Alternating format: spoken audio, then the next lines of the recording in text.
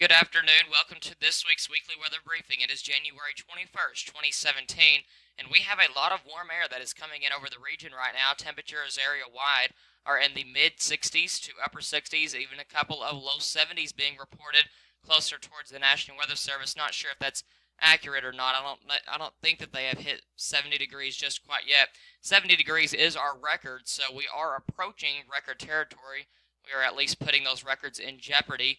So we will continue to watch throughout the rest of this afternoon. We should hit our peak around 2 or 3 o'clock in the afternoon, give or take a couple of hours due to the amount of clouds that will be moving in from the south and west, and that is because you're about to get mad, I'm sure, when I say this again, but more rain is coming in to the region, and those clouds will be on the increase going into the next couple of hours. Right now, the sunshine is really getting bright out there, so you better go out there and enjoy it, soak it up, take it all in before we see those clouds moving back in. It's been a while since we've seen the sunshine, at least like this, with warmer temperatures associated with them. Usually, when we get the warm temperatures, we get the rain, and we are going to get that this time, but we're getting the sunshine just a little bit before that rain and those clouds move in. It doesn't look like a lot right now, but this is going to materialize as an area of low pressure forms with this system. That low pressure system originally was supposed to track through northern Mississippi, around Tennessee, northern Alabama. It would have been a great snow track for our area, but whether we had cold air with this or not, this wouldn't have been snow now because the system looks to track right across western Kentucky. And because of that trend northward over the last couple of days, it's pushed that heavier rain axis of totals a little bit further northward. So we might see the heaviest rain totals right over western Kentucky with this event. Originally, it was looking like western Tennessee would be the bullseye for this rain event, but it looks to be moving into our region now, and we could see some heavier pockets with this event as well. This will be the last event in our series of events that it seems like we can't get rid of, and we will get a long and much needed break. It looks like we're going to enter into a little bit of a dry spell going into the next couple of weeks, which is good because it's not going to put us into drought territory again, but that does mean that it's going to get cold again, but not only that, but we're not going to be looking at huge snow chances over the next couple of weeks or huge rain chances either. Right now, we're going to walk through the GFS model on what it thinks is going to happen this week. There's that area of low pressure going right over our region, or maybe just a little bit south of western Kentucky by a county or two. That system will pull off to the northeast, and it will end the entire mild warm spell pattern with a snowstorm in parts of the interior northeast. This will be Maine, parts of upstate New York, Vermont, New Hampshire. Kind of a mess looking up there, not a very well defined system. It does look to be very windy on the north side of it, but it's also going to be windy in our region. Let's walk you back a couple of frames.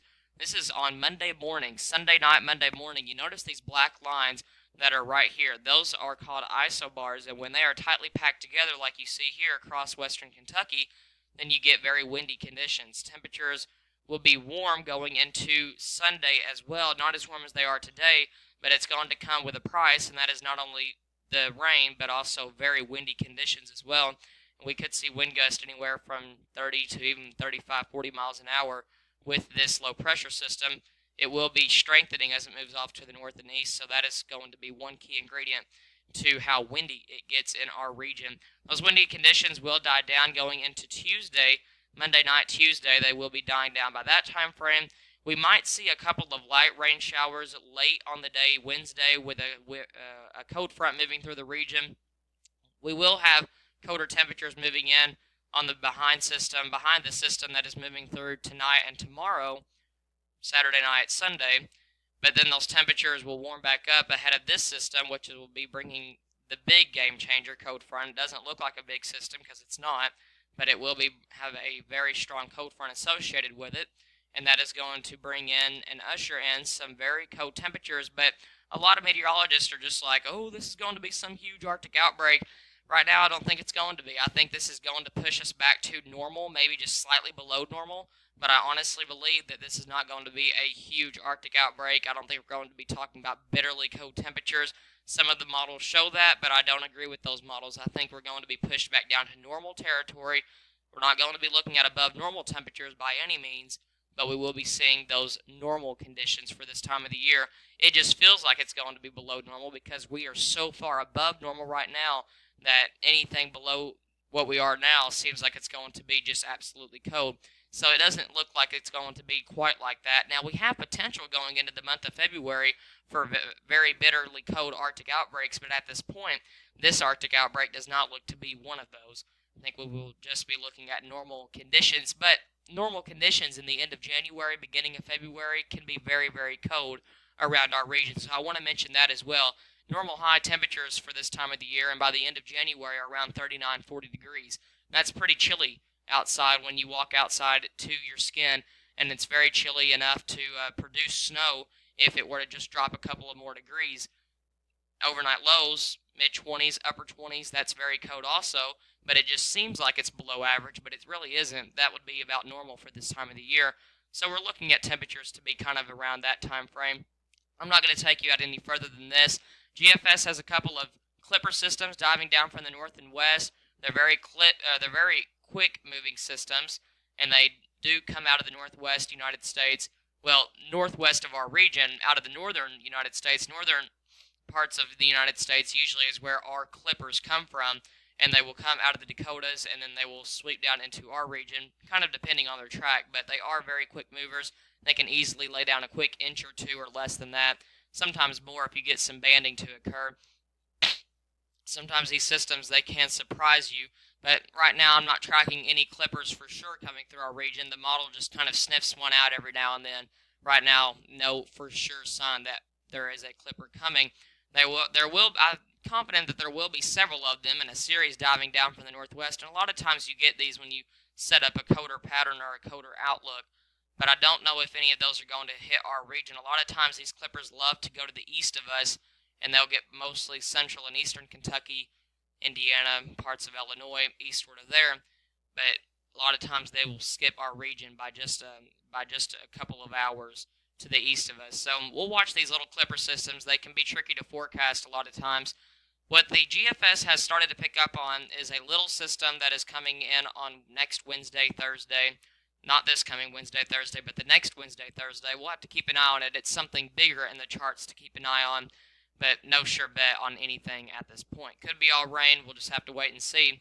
If we were to look at the Futurecast radar from the NAM 4KM guidance for the rain showers that will be moving in tomorrow, a couple of thunderstorms mixed in there as well, we see that the NAM is a little bit bullish, meaning it's a little bit overdone on precipitation sometimes, and this one loves to paint just precipitation all over the map.